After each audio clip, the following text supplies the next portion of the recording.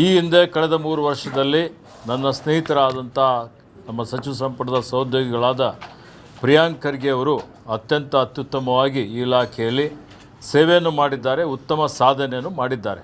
ಪ್ರತಿಯೊಬ್ಬರಿಗೂ ಕನಿಷ್ಠ 100 litre per day 100 LPCD, ಗ್ರಾಮೀಣ ಭಾಗದಲ್ಲಿ 55 LPCD.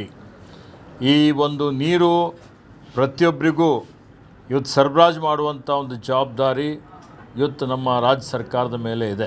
ಜನರ ಒಂದು ಅಪೇಕ್ಷೆ ಅಲ್ಲ, ಅವಶ್ಯಕತೆ. ಜನರ ಅವಶ್ಯಕತೆ ಏನಿದೆ ಆಯಾ ಸರ್ಕಾರಗಳ ಜವಾಬ್ದಾರಿ ಇರ್ತದೆ, ಅದನ್ನು ಪೂರೈಕೆ ಮಾಡುವಂಥದ್ದು. ಮುಂದೆ 30 ವರ್ಷವೂ ನಮ್ಮ ಜನಸಂಖ್ಯೆ ಎಷ್ಟು ಜಾಸ್ತಿ ಆಗ್ತದೆ ಅದಕ್ಕನುಗುಣವಾಗಿ ಶುದ್ಧ ಕುಡಿಯುವ ನೀರು ಪ್ರತಿಯೊಬ್ಬರಿಗೂ ಕೊಡಬೇಕು ಅನ್ನುವಂಥ ಒಂದು ಯೋಜನೆ ಇದೆ. ಯಶಸ್ವಿಯಾಗಿ ಮಾಡಲಿಕ್ಕೆ ನಮ್ಮ ಇಲಾಖೆ ಅಧಿಕಾರಿಗಳು ಹಗಲಿರುಳು ಶ್ರಮ ಮಾಡ್ತಾ ಇದ್ದಾರೆ. ಯಾರಿಗೂ ಕಲುಷಿತ ನೀರು ಸರಬರಾಜು ಆಗಬಾರದು. ಕಲುಷಿತ ನೀರು ಸರಬರಾಜು ಆಗದ ರೀತಿಯಲ್ಲಿ 100ಕ್ಕೆ 100% ಇದನ್ನು ಖಾತ್ರಿಪಡಿಸಿಕೊಳ್ಳಬೇಕು. ಸ್ವಚ್ಛ ಭಾರತ್ ಮಿಷನ್ ಯೋಜನೆ ಅಡಿಯಲ್ಲಿ ಸ್ವಚ್ಛತೆ ಮೊದಲಿನಿಂದಲೂ ನಮ್ಮ ಕಾರ್ಯಕ್ರಮನೇ, ಅದು UPA ಸರ್ಕಾರದ ಕಾರ್ಯಕ್ರಮನೇ. ಹೀಗಾಗಿ ಅದು ಮುಂದುವರೆದುಕೊಂಡು ಬಂದಿದೆ. ಗ್ರಾಮೀಣಾಭಿವೃದ್ಧಿ ಮತ್ತು ಪಂಚಾಯತ್ ರಾಜ್ ಇಲಾಖೆಯ ಸಚಿವನಾದ ಮೇಲೆ ಇವತ್ತು ಪ್ರಪ್ರಥಮ ಬಾರಿಗೆ ಒಂದು ಪ್ರಗತಿ ಪರಿಶೀಲನೆ ಸಭೆ ಮಾಡಿದ್ದೇನೆ. ಇದೊಂದು ಪರಿಚಯಾತ್ಮಕ ಸಭೆ. ಅದರಲ್ಲಿ ವಿಶೇಷವಾಗಿ ಇವತ್ತೇನು ನಮ್ಮೆಲ್ಲ ವರಿಷ್ಠರು, ಮಾನ್ಯ ಮುಖ್ಯಮಂತ್ರಿಗಳು, ಮಾನ್ಯ ಮಾಜಿ ಉಪ ಮುಖ್ಯಮಂತ್ರಿಗಳು ಎಲ್ಲರೂ ಸೇರಿ ನನಗೆ ಮಾನ್ಯ ಖರ್ಗೆಜಿಯವರು ಈ ಒಂದು ಗ್ರಾಮೀಣಾಭಿವೃದ್ಧಿ ಮತ್ತು ಪಂಚಾಯತ್ ರಾಜ್ ಇಲಾಖೆಯ ಸಚಿವನಾಗಿ ಇವತ್ತೊಂದು ಜವಾಬ್ದಾರಿಯನ್ನು ಕೊಟ್ಟಿದ್ದಾರೆ.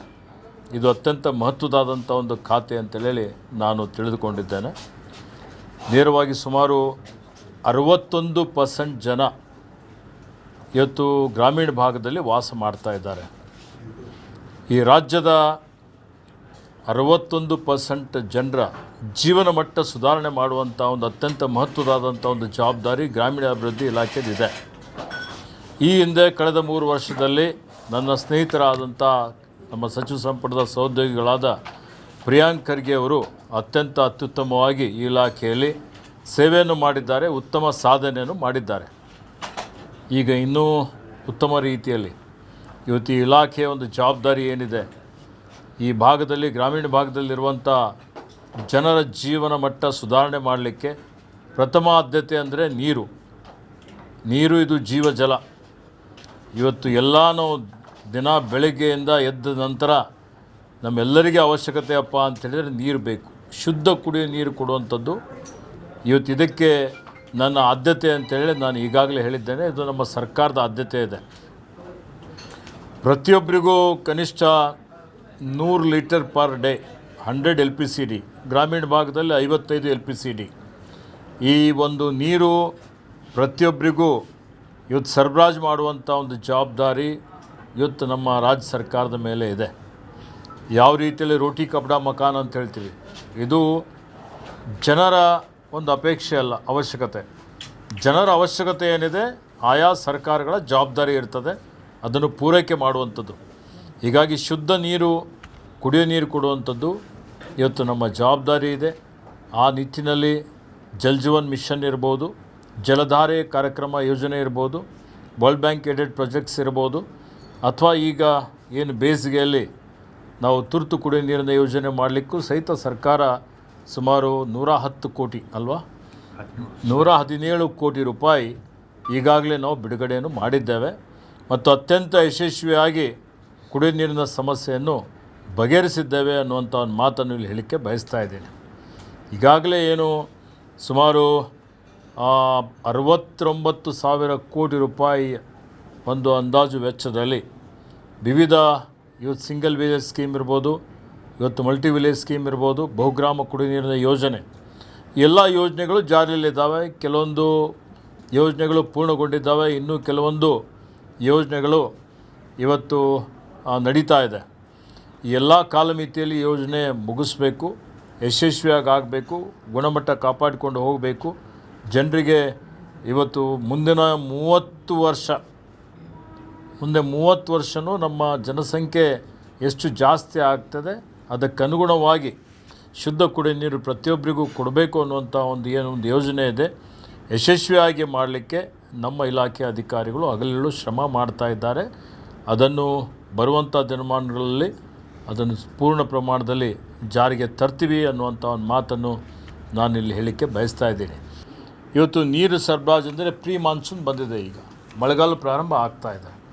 ಎಲ್ಲ ಕಡೆ ನಾವು ನೋಡಿದ್ದೇವೆ. ಹಿಂದೆ ನಮಗೆಲ್ಲರಿಗೆ ಭಾಳ ಕಹಿ ಅನುಭವ ಇದೆ. ಯಾರಿಗೂ ಕಲುಷಿತ ನೀರು ಸರಬರಾಜು ಆಗಬಾರದು. ಕಲುಷಿತ ನೀರು ಸರಬರಾಜು ಆಗದ ರೀತಿಯಲ್ಲಿ 100% ಇದನ್ನು ಖಾತ್ರಿಪಡಿಸ್ಕೊಳ್ಬೇಕು. ಎಲ್ಲೆಲ್ಲಿ ಓವರ್ಹೆಡ್ ಟ್ಯಾಂಕ್ಸ್ಗಳು ಕ್ಲೀನ್ ಮಾಡಬೇಕಾಗಿದೆ. ಸಾವಿರಾರು ಓವರ್ಹೆಡ್ ಟ್ಯಾಂಕ್ಸ್ಗಳಿದ್ದಾವೆ.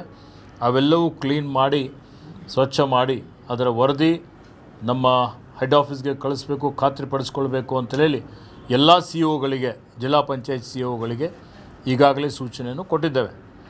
ಮತ್ತು ಅದೇ ರೀತಿಯಲ್ಲಿ ಎಲ್ಲೆಲ್ಲಿ ಇವತ್ತು ನಮ್ಮ ಪೈಪ್ಲೈನ್ ಒಡೆದಿರ್ತವೆ, ತ್ಯಾಜ್ಯ ನೀರು, ಮಲತ್ಯಾಜ್ಯ ನೀರು ಅದರಲ್ಲಿ ಸೇರಿ ಕಲುಷಿತ ಆಗುವಂಥ ಒಂದು ಸಾಧ್ಯತೆಗಳಿರ್ತವೆ. ಅದೆಲ್ಲವನ್ನು PDO ಕಡೆಯಿಂದ JE ಕಡೆಯಿಂದ ಸರ್ಟಿಫೈ ಮಾಡಿಕೊಳ್ಬೇಕು ಅನ್ನುವಂಥ ಸೂಚನೆಯನ್ನು ಈಗಾಗಲೇ ಕೊಟ್ಟಿದ್ದೇನೆ. ಶುದ್ಧ ಕುಡಿಯೋ ನೀರು ಕೊಡುವಂಥದ್ರಲ್ಲಿ ಮತ್ತು ಕಲುಷಿತ ಆಗದ ರೀತಿಯಲ್ಲಿ ಪ್ರತಿಯೊಂದು ಕಡೆ ಇವತ್ತು NABL ಅಕ್ರೆಡಿಟೆಡ್ ಅಲ್ಲಿಂದ ಸರ್ಟಿಫೈ ಮಾಡ್ಕೋಬೇಕು. ಲ್ಯಾಬಿಂದ ಅಲ್ಲಿ ತಪಾಸಣೆ ಮಾಡಿ ಸರ್ಟಿಫೈ ಮಾಡಬೇಕು ಅಂತೇಳಿ ಸೂಚನೆ ಕೊಡಲಾಗಿದೆ. ಅದಕ್ಕೆ ಮತ್ತೆ ಈಗಾಗಲೇ SOP ಇದೆ. ಅದಕ್ಕಿನ್ನೂ ಪರಿಣಾಮಕಾರಿಯಾಗಿ ಮಾಡುವಂಥ ರೀತಿಯಲ್ಲಿ ಸೂಚನೆಗಳು ಕೊಡಬೇಕು ಅಂತೇಳಿ ಸಂಬಂಧಪಟ್ಟಂಥ ನಮ್ಮೆಲ್ಲ ಕಾರ್ಯದರ್ಶಿಯವರಿಗೆ, ಎಲ್ಲ ಮುಖ್ಯಸ್ಥರಿಗೆ ನಾನು ಈಗಾಗಲೇ ಹೇಳಿದ್ದೇನೆ. ಮತ್ತು ಅದರ ಜೊತೆಯಲ್ಲಿ ಜಾಸ್ತಿ ಮೇಲ್ಮೈ ನೀರಿನಿಂದ, ಸರ್ಫೇಸ್ ವಾಟರ್ದಿಂದ ಶಾಶ್ವತ ಕುಡಿಯುವ ನೀರಿನ ಸಮಸ್ಯೆ ಬಗೆಹರಿಸಬೇಕು ಅನ್ನೋಂಥ ಒಂದು ಸೂಚನೆಯನ್ನು ಈಗಾಗಲೇ ನಾನು ಕೊಟ್ಟಿದ್ದೇನೆ. ಇನ್ನಿತರ ಅನೇಕ ಕಾರ್ಯಕ್ರಮಗಳು ಈ ಒಂದು ಗ್ರಾಮೀಣಾಭಿವೃದ್ಧಿ ಮತ್ತು ಪಂಚಾಯತ್ ರಾಜ್ ಇಲಾಖೆ ವ್ಯಾಪ್ತಿಯಲ್ಲಿ ಇವತ್ತು ಜಾರಿಗೆ ಬಂದಿದ್ದಾವೆ. ಅದೆಲ್ಲವನ್ನೂ ಇನ್ನೂ ಪ್ರಗತಿ ಪರಿಶೀಲನೆ ಮಾಡುವಂಥದ್ದು, ಅದರ ಬಗ್ಗೆ ಅಧ್ಯಯನ ಮಾಡುವಂಥ ಅವಶ್ಯಕತೆ ಇದೆ. ಈ ಸ್ವತ್ತು ಇದೆ, ಅದರಲ್ಲಿ ಸ್ವಲ್ಪ ಸರ್ವರ್ ಪ್ರಾಬ್ಲಮ್ ಇದೆ, ಸ್ವಲ್ಪ ಬೇರೆ ಬೇರೆ ಸಮಸ್ಯೆಗಳಿದ್ದಾವೆ ಅಂತೇಳಿ ಅಧಿಕಾರಿಗಳು ನನ್ನ ಗಮನಕ್ಕೆ ತಂದಿದ್ದಾರೆ. ಅದನ್ನು ಪ್ರತ್ಯೇಕವಾಗಿ ಮಾತನಾಡಿ ಬಗೆಹರಿಸುವಂಥ ಒಂದು ಕೆಲಸ ಮಾಡಬೇಕು ಅಂತ ಹೇಳಿದ್ದೇನೆ. ಉದ್ಯೋಗ ಖಾತ್ರಿ ಯೋಜನೆ ಈಗಾಗಲೇ ಕಾಯ್ದೆ ಕೇಂದ್ರ ಸರ್ಕಾರ ರದ್ದು ಮಾಡಿದೆ. UBG ರಾಮ್ಜಿ ಅವರು ಈಗ ಜುಲೈ 1ನೇ ತಾರೀಕಿನಿಂದ ಅದನ್ನು ಅನುಷ್ಠಾನ ಮಾಡಲಿಕ್ಕೆ ಅವರು ಒಂದು ರೂಲ್ಸ್ ಮಾಡಿದ್ದಾರೆ. ಯಾವ ರೀತಿ ರೂಲ್ಸ್ ಇದೆ ಅಂತೇಳಿ ಈಗಾಗಲೇ ನಮಗೆ ಒಂದು ಮಾಹಿತಿಯನ್ನು ಕೊಟ್ಟಿದ್ದಾರೆ. ಅದರ ಬಗ್ಗೆ ನಾವು ಚರ್ಚೆ ಮಾಡಿ ನಮ್ಮ ಸಲಹೆಗಳೇನಿದೆ ಅದು ಕೇಂದ್ರ ಸರ್ಕಾರಕ್ಕೆ ಕಳಿಸುವಂಥ ಒಂದು ಕೆಲಸ ಮಾಡ್ತೇವೆ. ಮತ್ತು ಜುಲೈ 1ನೇ ತಾರೀಕಿನವರೆಗೆ ನಮ್ಮ ಉದ್ಯೋಗ ಖಾತ್ರಿ ಏನಿದೆ ಅದು ಮುಂದುವರೆದುಕೊಂಡು ಹೋಗ್ತದೆ. ಇವತ್ತಿಗೂ ಮ್ಯಾಂಡೇಟ್ಸ್ ಕ್ರಿಯೇಟ್ ಆಗ್ತಾ ಇದ್ದಾವೆ, ಇವತ್ತಿಗೂ ಕೆಲಸ ಕಾರ್ಯ ನಡೀತಾ ಇದೆ. ಈಗ ಗ್ರಾಮೀಣ ರಸ್ತೆಗಳಿದ್ದಾವೆ. ಇವತ್ತು ಪ್ರಧಾನ ಮಂತ್ರಿ ಗ್ರಾಮೀಣ ಸಡಕ್ ಯೋಜನೆ ಹಂತ 4 ಅದು ನಡೀತಾ ಇದೆ. ಮತ್ತು ಪ್ರಗತಿಪರ ಪಥ ಯೋಜನೆಯೂ ಟೆಂಡರಿಂಗ್ ಹಂತದಲ್ಲಿದೆ. ಮತ್ತು ಕಲ್ಯಾಣ ಪಥ ಯೋಜನೆ 1,000 ಕೋಟಿ ರೂಪಾಯಿದು, 1,000 ಕೋಟಿ, 1,110 ಕಿಲೋಮೀಟರ್ ಅನಿಸ್ತದೆ. ಅದು ಅಭಿವೃದ್ಧಿ ಮಾಡುವಂಥ ಒಂದು ಏನು ಕಾರ್ಯಕ್ರಮ ಇದೆ, ಯೋಜನೆ ಇದೆ, ಅದು ಈಗಾಗಲೇ ಜಾರಿ ಇದೆ. ಸುಮಾರು ಅದರಲ್ಲಿ 400 ಕೋಟಿ ರೂಪಾಯಿ ವೆಚ್ಚ ಮಾಡಿದ್ದೇವೆ. ಇನ್ನೂ ಕಾಮಗಾರಿ ನಡೀತಾ ಇದೆ. ಬಿಟುಮಿನ್ ಪ್ರೈಸು ಜಾಸ್ತಿ ಆಗಿದೆ, ತೈಲ ಬೆಲೆ ಜಾಸ್ತಿ ಆಗಿದ ಕಾರಣ ಅಂತೇಳಿ ಕೆಲವೊಂದು ಗುತ್ತಿಗೆದಾರರು ಆ ಕಾಮಗಾರಿಯನ್ನು ಸ್ಥಗಿತಗೊಳಿಸಿದ್ದಾರೆ. ನಮ್ಮ ಅಧಿಕಾರಿಗಳಿಗೆ ನಾನು ಸೂಚನೆ ಕೊಟ್ಟಿದ್ದೇನೆ, ಅವರಿಗೆ ಕರೆಸಿ ಎಚ್ಚರಿಕೆ ಕೊಡಿ. ಮತ್ತು PWDದವರು, ಲೋಕೋಪಯೋಗಿ ಇಲಾಖೆಯವರು ಯಾವ ರೀತಿಯಲ್ಲಿ ಕಾರ್ಯನಿರ್ವಹಿಸ್ತಾ ಇದ್ದಾರೆ ಅದನ್ನು ನೋಡಿ ಅದಕ್ಕೆ ಆದಷ್ಟು ಶೀಘ್ರದಲ್ಲಿ ತೀರ್ಮಾನ ಮಾಡಿ ಆ ಕಾಮಗಾರಿಯನ್ನು ಶೀಘ್ರದಲ್ಲಿ ಮುಗಿಸಬೇಕು ಅನ್ನುವಂಥ ಒಂದು ಸೂಚನೆಯನ್ನು ಕೊಟ್ಟಿದ್ದೇನೆ. ಹೀಗಾಗಿ ಗ್ರಾಮೀಣ ಭಾಗದ ಜನರ ಬದುಕು ಹಸನು ಮಾಡಬೇಕು ಅನ್ನುವಂಥ ಈ ಒಂದು ಕಾರ್ಯಕ್ರಮ, ಈ ಒಂದು ಈ ಇಲಾಖೆ ನಾವು ಸಮರ್ಪಕವಾಗಿ ಮತ್ತು ಅತ್ಯಂತ ಉತ್ತಮ ರೀತಿಯಲ್ಲಿ ನಮ್ಮ ಸರ್ಕಾರದ ಏನು ನಿಲುವಿದೆ, ಇವತ್ತು ಪಂಚಾಯತ್ ರಾಜ್ ಕಾಯ್ದೆಗೆ ತಿದ್ದುಪಡಿ ಮಾಡಿ ಅದಕ್ಕೆ ಹೆಚ್ಚಿನ ಅಧಿಕಾರವನ್ನು ಕೊಟ್ಟಿದ್ದೇವೆ. ಚುನಾವಣೆಗಳು ನಡೆಸಬೇಕಾಗಿದೆ. ಈಗ ಭಾಳಷ್ಟು ಕಡೆ ನಾವು ಗ್ರಾಮ ಪಂಚಾಯತ್ಗಳನ್ನು ಮೇಲ್ದರ್ಜೆಗೇರಿಸಿದ್ದೇವೆ. ಗ್ರಾಮ ಪಂಚಾಯತಿಗೆ ಪುರಸಭೆ ಮಾಡಿದ್ದೇವೆ, ಮಹಾನಗರ ಪಾಲಿಕೆ ಮಾಡಿದ್ದೇವೆ ಕೆಲವೊಂದು ಕಡೆ. ಹೀಗಾಗಿ ಇವತ್ತು ಮತ್ತೆ ಡಿಲಿಮಿಟೇಷನ್, ಕ್ಷೇತ್ರ ಪುನರ್ವಿಂಗಡಣೆ ಕಾರ್ಯ ಮುಕ್ತಾಯದ ಹಂತದಲ್ಲಿದೆ. ಮೀಸಲಾತಿ ಇವತ್ತು ನಿಗದಿ ಮಾಡುವಂಥದ್ದು ಮುಕ್ತಾಯದ ಹಂತದಲ್ಲಿದೆ. 2 ತಿಂಗಳ ಒಳಗಾಗಿ ಈ ಮೀಸಲಾತಿ ನಿಗದಿ ಮಾಡ್ತೇವೆ. ಮತ್ತು ಕ್ಷೇತ್ರ ಪುನರ್ವಿಂಗಡಣೆ ಮಾಡುವಂಥ ಏನು ಪ್ರಕ್ರಿಯೆ ನಡೀತಾ ಇದೆ ಅದನ್ನು ಇವತ್ತು ಪೂರ್ಣಗೊಳಿಸ್ತೇವೆ. ಮತ್ತು 2 ತಿಂಗಳ ನಂತರ ಇವತ್ತು ಚುನಾವಣೆ ಪ್ರಕ್ರಿಯೆಯನ್ನು ಪ್ರಾರಂಭ ಆಗ್ತದೆ. ಆದಷ್ಟು ಶೀಘ್ರದಲ್ಲಿ ಸ್ಥಳೀಯ ಸಂಸ್ಥೆಗಳ ಗ್ರಾಮ ಪಂಚಾಯತ್, ತಾಲೂಕ್ ಪಂಚಾಯತ್, ಜಿಲ್ಲಾ ಪಂಚಾಯತ್ ಚುನಾವಣೆಗಳು ಮಾಡ್ತೇವೆ ಅನ್ನುವಂಥ ಒಂದು ಮಾತನ್ನು ತಮ್ಮ ಮುಖಾಂತರ ಈ ರಾಜ್ಯದ ಜನರಿಗೆ ನಾನು ತಿಳಿಸಲಿಕ್ಕೆ ಇಚ್ಛೆಪಡ್ತಾ ಇದ್ದೀನಿ. ಅದರ ಜೊತೆಯಲ್ಲಿ ಸ್ವಚ್ಛ ಭಾರತ್ ಮಿಷನ್ ಯೋಜನೆ ಅಡಿಯಲ್ಲಿ ಸ್ವಚ್ಛತೆ ಮೊದಲಿನಿಂದಲೂ ನಮ್ಮ ಕಾರ್ಯಕ್ರಮನೇ, ಅದು UPA ಸರ್ಕಾರದ ಕಾರ್ಯಕ್ರಮನೇ. ಹೀಗಾಗಿ ಅದು ಮುಂದುವರೆದುಕೊಂಡು ಬಂದಿದೆ. ಅದನ್ನು ಇನ್ನಷ್ಟು ಪರಿಣಾಮಕಾರಿಯಾಗಿ ಇವತ್ತು ಯಾವುದೇ ಗ್ರಾಮ ಪಂಚಾಯತಿ ಮಟ್ಟದಲ್ಲಿ ಇವತ್ತು FSTPಗಳ ನಿರ್ಮಾಣ ಮಾಡುವಂಥದ್ದು ಇರ್ಬೋದು, ಘನತ್ಯಾಜ್ಯ ಮಲತ್ಯಾಜ್ಯ ವಿಲೇವಾರಿ ಮಾಡುವಂಥದ್ದು ಇರ್ಬೋದು, ಇವತ್ತು ಪರಿಸರ ಪ್ರಕೃತಿ ಉಳಿಸಬೇಕು ಅನ್ನುವಂಥದ್ದು, ಕೆರೆಗಳ ಸಂರಕ್ಷಣೆ ಮಾಡಬೇಕು ಅನ್ನುವಂಥದ್ದು, ಅಂತರ್ಜಲ ಮಟ್ಟ ಹೆಚ್ಚಿಗೆ ಮಾಡಬೇಕು ಅನ್ನುವಂಥದ್ದು ಮತ್ತು ಎಲ್ಲ ಸೌಲಭ್ಯಗಳನ್ನು ಗ್ರಾಮೀಣ ಭಾಗದ ಜನರಿಗೆ ಸರಳವಾಗಿ ಯಾವುದೇ ಮಧ್ಯವರ್ತಿಗಳಿಲ್ಲದೆ, ಯಾವುದೇ ಇವತ್ತು ಅನ್ಯಾಯ ಆಗದ ರೀತಿಯಲ್ಲಿ ಇವತ್ತು ಅವರಿಗೆ ಮುಟ್ಟಿಸುವಂಥ ಒಂದು ಕೆಲಸ ಮಾಡಲಿಕ್ಕೆ ಹೊಸ ತಂತ್ರಾಂಶಗಳನ್ನು ಅಭಿವೃದ್ಧಿ ಮಾಡುವಂಥದ್ದಕ್ಕೂ ನಾನು ಈಗಾಗಲೇ ಇವತ್ತು ನಮ್ಮ ಅಧಿಕಾರಿಗಳಿಗೆ ಹೇಳಿದ್ದೇನೆ. ಮತ್ತು ಎಲ್ಲೆಲ್ಲಿ ಕಾನೂನಾತ್ಮಕ ಇರ್ಬೋದು ಅಥವಾ ತಾಂತ್ರಿಕ ಏನಾದರೂ ಅಡೆತಡೆಗಳಿದ್ದರೆ ಅದನ್ನು ಬಗೆಹರಿಸಬೇಕು ಅನ್ನುವಂಥ ಒಂದು ಸೂಚನೆಯನ್ನು ಕೊಟ್ಟಿದ್ದೇನೆ.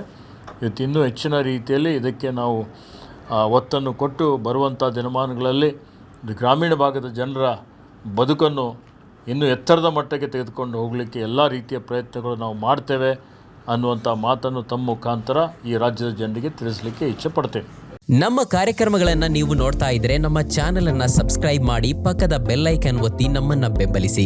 ಹಾಗೆ ನಮ್ಮ ಕಾರ್ಯಕ್ರಮಗಳನ್ನ ಲೈಕ್ ಮಾಡಿ, ಕಮೆಂಟ್ ಮಾಡಿ, ಅದನ್ನ ಬೇರೆಯವರಿಗೂ ವಾಟ್ಸ್ಆಪ್ ಮೂಲಕ ಶೇರ್ ಮಾಡಿ. ನೀವು ಹೀಗೆ ಮಾಡಿದಾಗ ನಮ್ಮ ಚಾನೆಲ್ ಇನ್ನಷ್ಟು ಮತ್ತಷ್ಟು ಜನರಿಗೆ ತಲುಪಲು ನೀವು ನಮ್ಮೊಂದಿಗೆ ಸಹಕರಿಸಿದ ಹಾಗಾಗುತ್ತೆ. ಇದು ನೀವು ಯಾವುದೇ ಖರ್ಚಿಲ್ಲದೆ ಕೆಲವೇ ಸೆಕೆಂಡುಗಳಲ್ಲಿ ನೀಡಬಹುದಾದ ಸಹಕಾರ. ಧನ್ಯವಾದಗಳು.